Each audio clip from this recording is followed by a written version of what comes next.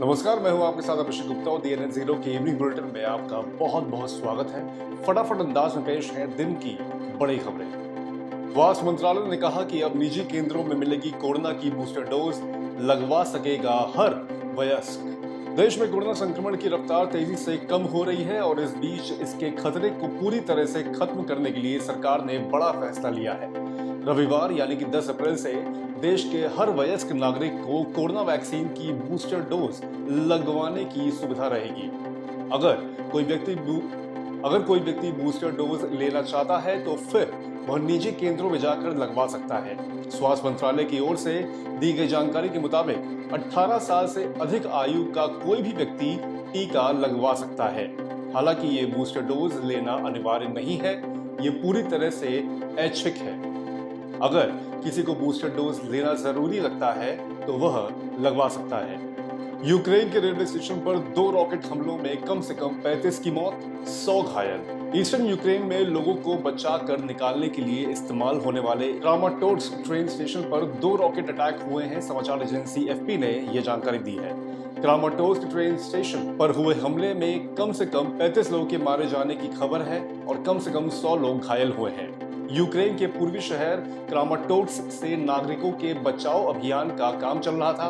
Kramatorsk पूर्वी Ukraine में उस डोनेट्स्क ओब्लास्ट इलाके का हिस्सा है जहां पर रूस ने अब अपने सैन्य अभियान को फोकस किया है। कांग्रेस का मोदी सरकार पर हमला, कहा गर्मी की लहर से भी ज्यादा क्रूर होगी महंगाई की लहर। कांग्रेस ने शुक्रवार को एलपीजी, पेट्रोल, डीजल और दूसरे आवश्यक चीजों के साथ साथ नींबू की बढ़ती कीमतों को लेकर केंद्र पर हमला बोला और कहा कि इस गर्मी में महंगाई की लहर लू से आगे निकल जाएगी।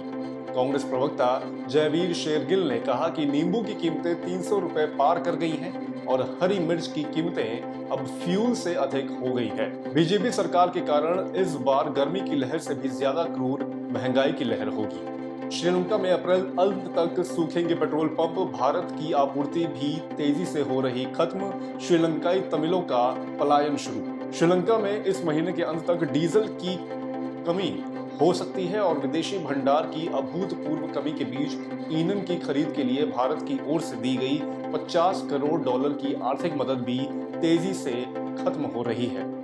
इस बीच भीषण आर्थिक संकट से जूझ रहे श्रीलंकाई लोगों ने वहां पलायन कर भारत आना शुरू कर दिया है। श्रीलंका के मन्नार से एक नाव में बैठकर एक परिवार शुक्रवार को ही भारत के दक्षिणी छोर रामेश्वरम में पहुंचा। 4 सदस्यीय यह परिवार धनुष कोटी के करीब स्थित अरिचाल मुनाई में उतारा है। परिवार को पूछताछ के बाद मंडपम रिफ्यूजी कैंप में भेजा गया है। आतंकी हाफिज सईद को 31 साल की जेल, आतंकवाद के केस में सजा। जमात उद दावा के प्रमुख हाफिज सईद को आतंकवाद के 2 और मामलों में 31 साल की सजा सुनाई गई है। पाकिस्तान की मीडिया के हवाले से इस बात का दावा किया गया है। हाफिज सईद को इससे पहले भी टेरर फंडिंग के 5 मामलों में 36 साल की सजा सुनाई जा चुकी है। बताया जाता है कि हाफिज टेरर फंडिंग के मामले में अभी कोट लखपत जेल में सजा काट रहा है। मालूम हो कि मुंबई में साल 2008 में हुए हमले के लिए हाफिज सईद के नेतृत्व वाला लश्कर-ए-तैयबा जिम्मेदार था। इस हमले में 6 अमेरिकी लोगों के साथ 166 लोगों की मौत हुई थी।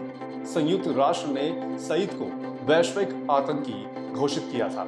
आईपीएल में आज गुजरात टाइटंस और पंजाब किंग्स के बीच में भिड़ंत। आईपीएल 2012 के आज के मैच में गुजरात टाइटंस और पंजाब किंग्स के बीच में भिड़ंत जारी है।